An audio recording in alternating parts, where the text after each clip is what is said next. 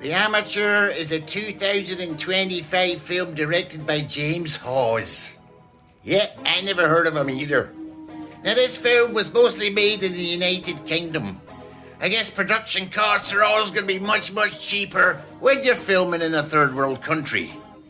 So, of course, because of that, it's got the obligatory TripAdvisor shots of Big Ben and Tower Bridge and all that sort of stuff for the 98% of the American audience that are unable to travel because they don't have a passport or can't fit in an airplane seat. Now, the film is starring Rami Malek. And Rami is one of those actors who looks like an alien wearing a human costume that doesn't quite fit. I guess other examples are Willem Dafoe, Nicolas Cage, and even Margot Robbie. Look at her eyes. And try and deny that. Rami plays a CIA data analyst. Yeah, he does valuable computer stuff like reading their text messages or sending girl guides to politicians' hotel rooms. You know, the usual sort of stuff the CIA does. And like all data analysts, he's got a beautiful, sexy, loving wife. Because as we all know, nothing turns a woman on more than a man who analyzes data. In fact, just recently, in my efforts to entice a Victoria's Secret model, I've started learning JavaScript.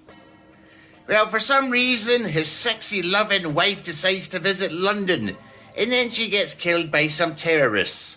Which is pretty unlucky, actually. The chances of being killed by terrorists when you visit London is only about 1 in 3. What is lucky, though, is that all the terrorists are Caucasian. So we all get to relax for the rest of the film, and I don't have to use annoying words like problematic. Now, Rami is pretty down in the dumps about this, so he finds out who the terrorists are and he asks the CIA bosses to kill them. But they say they are too busy overthrowing democratically elected governments.